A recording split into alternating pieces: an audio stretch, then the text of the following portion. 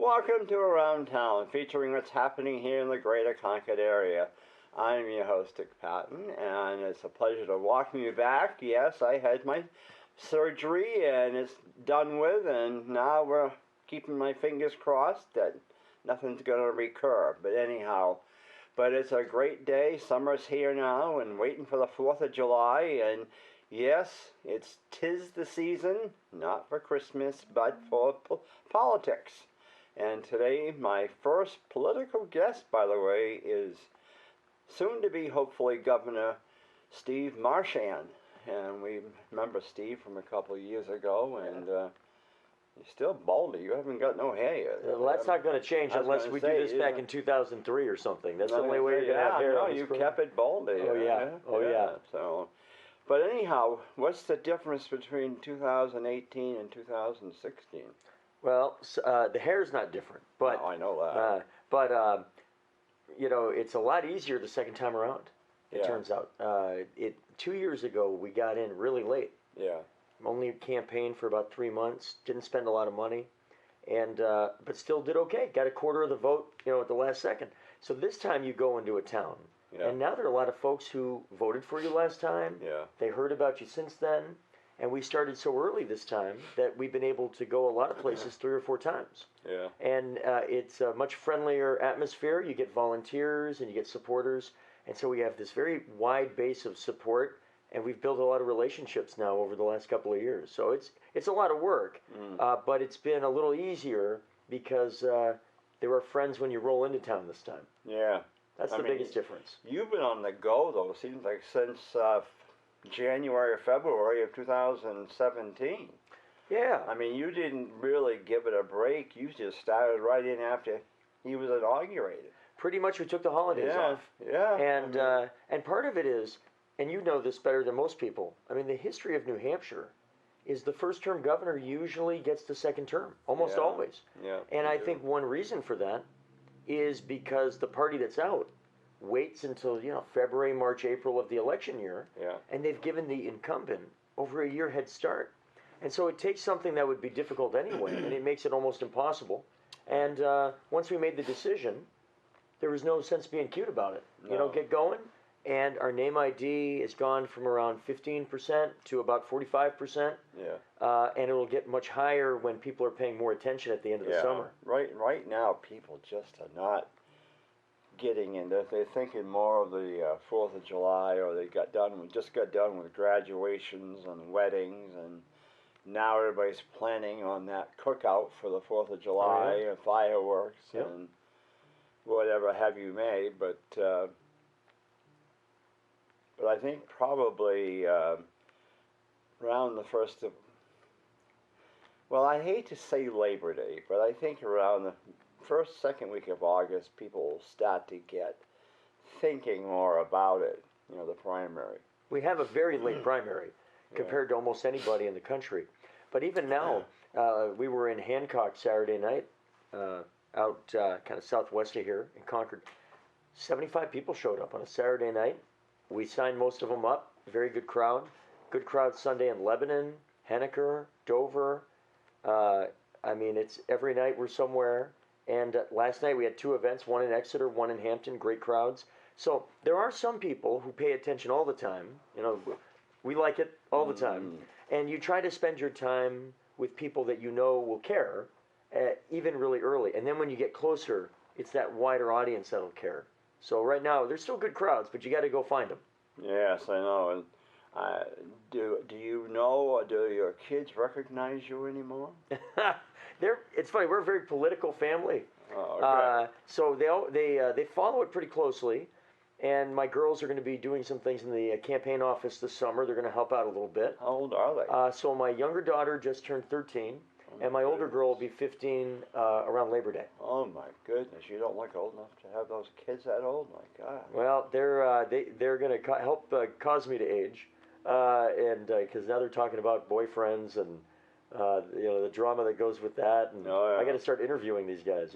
Yes, I know. They have to get on the good side there, and hopefully get their families involved too. And it's just now. Have you had to raise money? How much are you up to it? Yeah, I mean, you got to raise hundreds of thousands of dollars in order to compete, and that helps you pay for staff and mail and different kinds of advertising.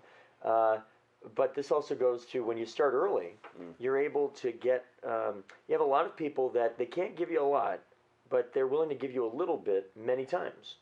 And the earlier you start, that person that can give $10 or $20 and says, "I could never give $300," but because they've been doing it off and on for 17 months, suddenly they were able to give a couple $100 by just doing a little bit at a time. So one of the benefits has been this very wide base of low dollar supporters, almost all from New Hampshire, and then we build the relationship with them when we roll into town. So it's a deep relationship. I'm going to tell you though, I see myself, I will not accept any donations from anybody outside the state. Nobody's ever has anyway, or even in, and I will not solicit money because I feel that for me anyway, people, and I know my neighborhoods pretty much, that those who've got families need to spend their money on medicine or food for their kids, or if it's school. I mean, you're constantly got to buy things for school for their kids. I just won't do it.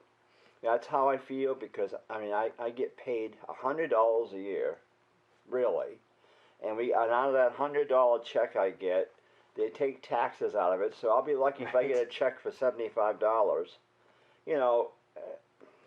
I'm not going to go in debt for something like that. It's fine if they want to run for Congress or something like that, or the federal offices, but people can just spread their money so much, and that's not.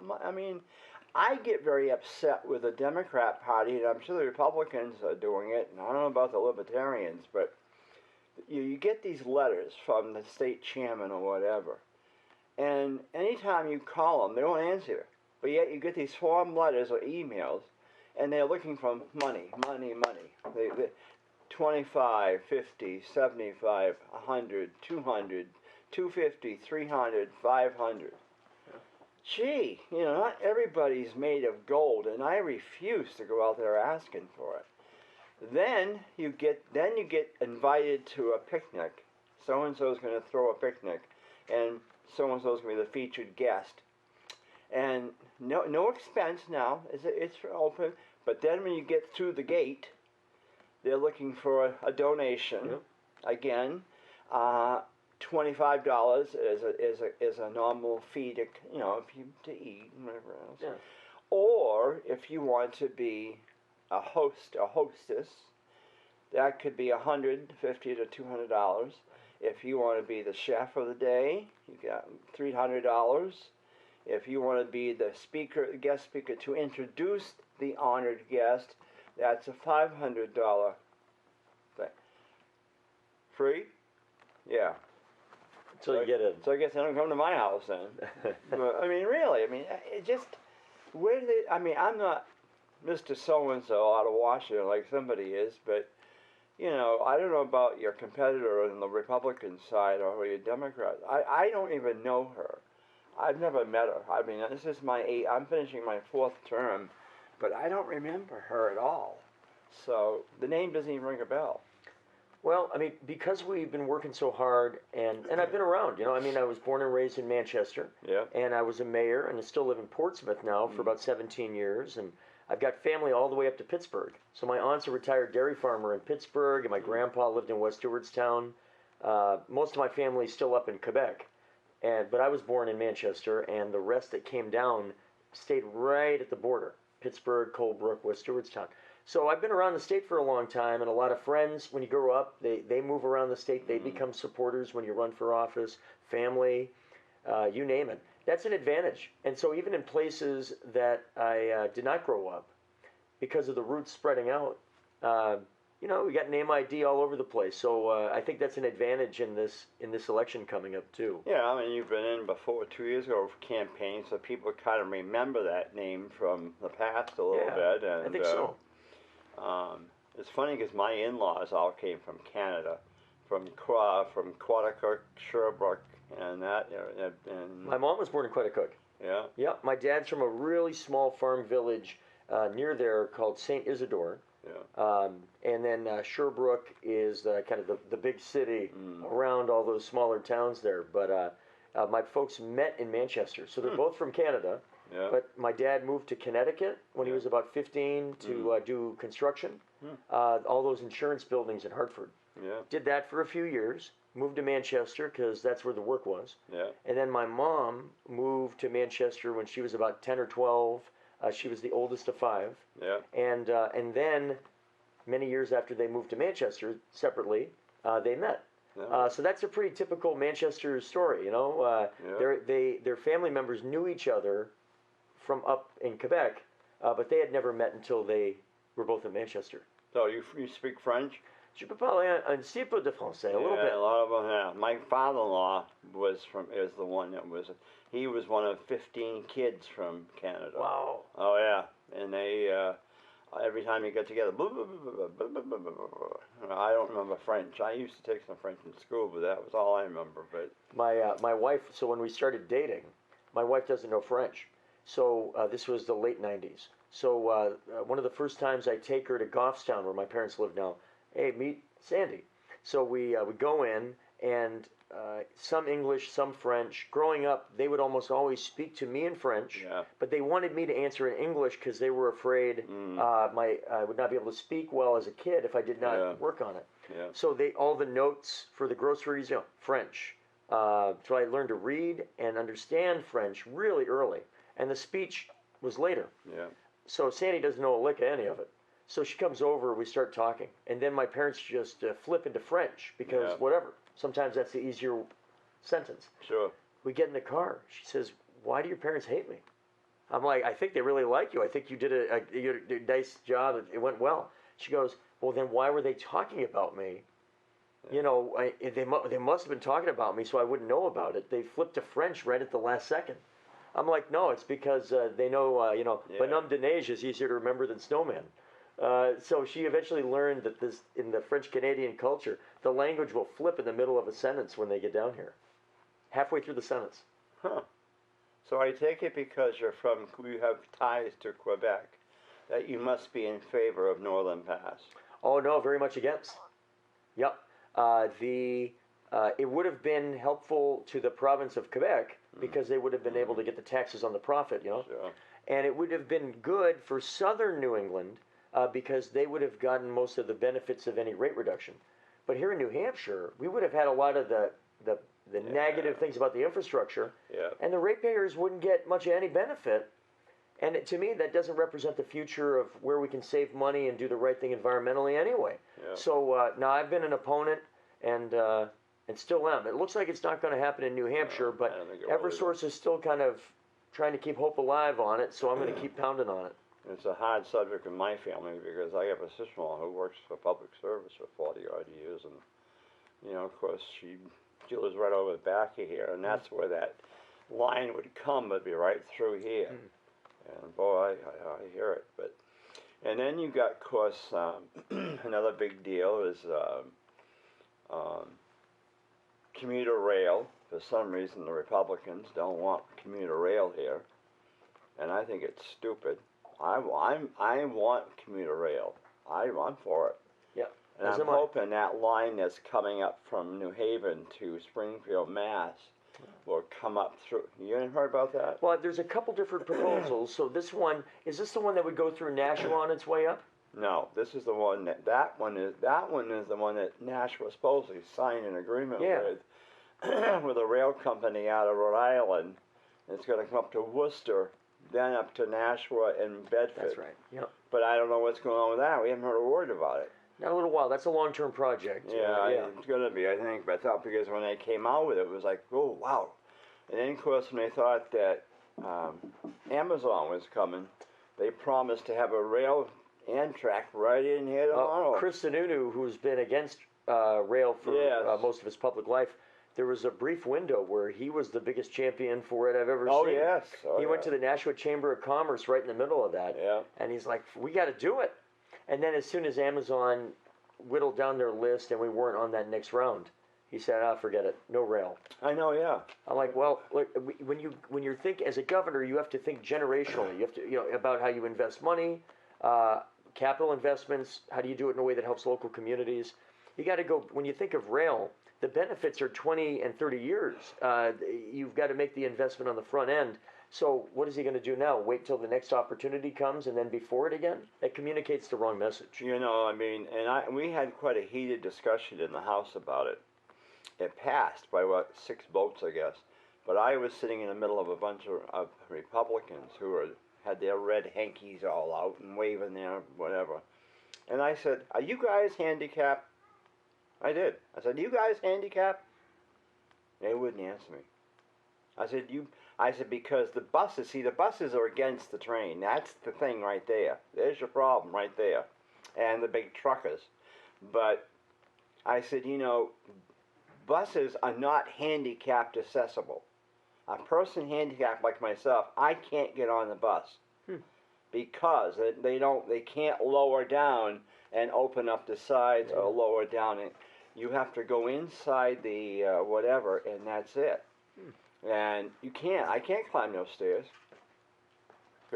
So anybody who has to use a walker, scooter chair, or canes or whatever, you can't do it. And they said, I said, you guys, I hope someday, for one day, you have to use a scooter chair or a walker and see how you like it. And find out that these places are not handicapped accessible. But you're right, trains would generally be friendlier. They are very much so. The only time you see a bus that a handicapped person can get on is at the airport when you have these transportation buses that go to the car, to the rent-a-cars. Oh, sure, yeah. Then they open up, and you can get on. But I'm telling you, I was mad. I was so red-faced. I was heated. I said, "You guys are handicapped?" Nope, they wouldn't answer me. So I didn't care. I was mad. And then, of course, the casino. Nobody wants the casino, but yet we can add another round of scratch tickets, Powerball. Now we have Keno. What in the heck is the matter with people? They don't want a casino. Oh, crime and all that stuff. But yet we can add all these scratch tickets from $1, $2, $3, $5, $10, $20, $25. Now we have paper ticket games now that you can buy 1, 3, 5, and 10. Yep. I didn't know those existed. I've heard about those, and I do get nervous. You alluded to this a moment ago. I get pretty uncomfortable with these high-dollar scratch tickets because the experience, the high of it, is a couple of seconds. Oh, yeah. But you could be out a lot of money very quickly. Of course you can. It is addictive. Yeah. I mean, Deb will take X amount of dollars, and when we go to Foxwoods, I'd rather have my money stay in New Hampshire than go to Foxwoods, but what are you going to do? So we go to Foxwoods once or twice, maybe a year if we're lucky. But of course they give you that little incentive. They'll give you free room night, room a night or something. It's like, well, hey. But then you get down to the casino and you're blowing all this money. The most money I won was this spring, or I think maybe it was Valentine's, I don't know. I was playing this slot machine game. I had 35 free spins. Okay. I ended up with $450-something. Wow. And I said, that's it. I'm out. And I walked out and I'm going to bed. Do you play any of the other, like the table games? No, I'm not good with cards and all that stuff, or craps or whatever they call them, or the slot wheel or whatever it is. So you got that, Steve, and then of course taxes. Everybody's complaining about taxes, business profits tax, any of that stuff. You got taxes galore. Well, property tax. I mean, we got every year we're in the top 3 highest property taxes in America, and I think for a lot of towns that don't have a lot of property wealth.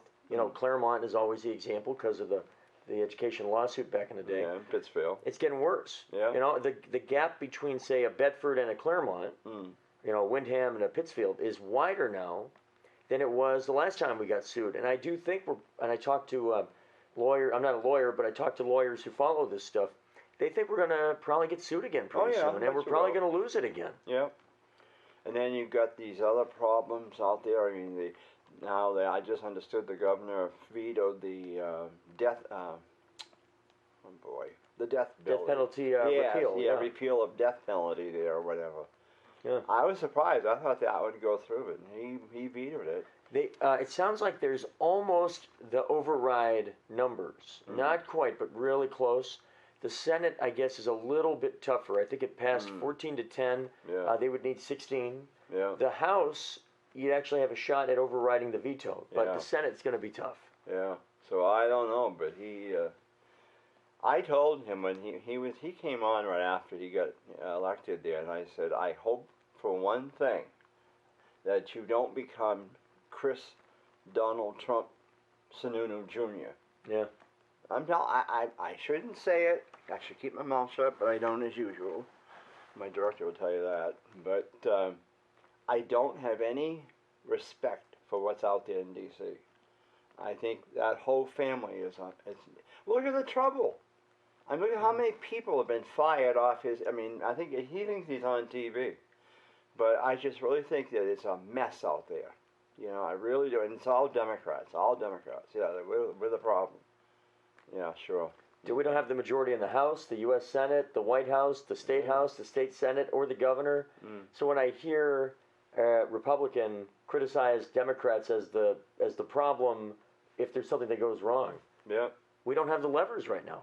No. But I do think this fall it may change. You know, there's other big problems. The drug problem, yes, that's been going on for years, but now all of a sudden they're focusing on that. You know, it's a lot of things out there, and I mean, I don't envy you if you can get elected, because I'm telling you, you're gonna have a lot of things facing you in there. This is a difficult job, and I think some of the tax cuts that happened the last 2 years, the pain of them, the difficulty, was backloaded for the next budget, and that's something I think about a lot and try to be prepared. I've told my family, you may not see me as much right now as if I wasn't running, but when I win, man, it's going to be even tougher in some ways. It's going to be a difficult job. Would you be moving into the Bridges house if you get elected? No, we'll stay in Portsmouth. Why? You wouldn't stay there? I don't know the last governor who did stay there. It's been quite a while. The last one was I think Gallon. I think was the last one. Okay. I know Thompson was in there, stayed there, but you got to remember that. The one from Hopkinton, Lynch. Yeah. He was in Hopkinton, so he's not that far. Pretty close, yeah. Hassan, of course, she was over your way. Yeah. And Benson was in Rye. Yeah, so I mean, I don't know, but I do know that that's where the official governor's residence is. Now, I know they must host parties there. They do a lot of events there, and a beautiful renovation. I think Mrs. Lynch did help lead some fundraising to renovate that. It's very nice. Yeah. But yeah, probably going to commute. I just, I think you got a big job ahead of you, Steve. No doubt who gets in, but I just think that there's a lot. I mean, the job crisis right now is down very low, as far as unemployment goes. Everybody's hiring, but there's nothing. We're not getting any big corporations in here, especially the North Country. North Country is there's a lot of challenge, but I look at the relationship with Canada. We were talking about that before. There are some Canadian companies that want to export their products to the U.S., but in order to do so, a certain percentage of the manufacturing has to occur in the States, a Made in America provision. And I know that they've tried to get a couple of plants like Bombardier that does the snow machines, and they also do subway cars for like New York, San Francisco. We're talking over $1 billion of work, and they're looking for plants in the Northeast U.S. And so that's one place. I don't know that we've done everything we can as a state. I think Governor Sununu doesn't have the connection in Canada. I don't think they've made that connection the way we could. That's obviously an advantage I would have on day one, and that's a North Country opportunity. Bombardier is one such example. Well, if someone doesn't keep their mouth shut, you'll never get a inroad up there. I mean, we've kind of been insulting Trudeau too much. I think it's that's our closest ally right there, and and for New Hampshire. I mean, Yeah. you talk about a valuable trading partner and a cultural, brother. But I mean, think he's run his mouth too much at him, and it's too bad because all of a sudden he's loving North Korea. Well, I wouldn't be kissing him up, but anyway. But no, I just it's a sad, it's a sad thing going on, and I really hope we can get the Democrats out, the people to come out and vote, and I know we're coming to an end here, but I just really hope you can pull it. well, we're doing everything we can. I feel good about it, and I know I don't get outworked. So we're going to do that for the next few months, and I'll look forward to the fall. I'll look forward to seeing you again soon. Yes, I'll be at the polls on September. Yes, and you're welcome to come back here again. I mean, after the primaries. So anytime, Steve, we'll get you here before the primary again. If you want to come in here in August just to kind of refresh their memories and whatever, you're more than welcome to. I know your schedule's heavy, but it's wild. But we'll see. We'll back in before the primary. We'd love to have you. So. Well, that's great. Thank you very much. Well, hey, it's good to have you in here and see you again. Good to see you. Good to see you. It's funny. I said the primary is on the 12th. Oh, 11th. 11th. Yes. I leave for Ann Arbor on the 12th, so either I'll get on the plane and be victory bound or be wiping my tears. You going to a game? Oh, yeah. Which game? Michigan plays Southern Methodist that day. Okay. Yeah. All right. So, well, with that in mind, I want to thank Steve Marchand for coming in, and hopefully he'll be Governor Marchand with your help in November. But first off, we've got to get him through the primary in September. So, by all means, everybody in the Concord area, if you get out to vote as a Democrat or as an undeclared, and go back to Democrat undeclared afterwards. So, with that in mind, have a great day, great weekend coming up on the 4th of July, and thanks to my director, because actually it was Ian I had to convince to come in a half hour early, because usually we don't start at 2:30. Okay. But he got him in, and so anyhow, so good luck to you, and we'll see you hopefully soon. You got it. Thank you very much.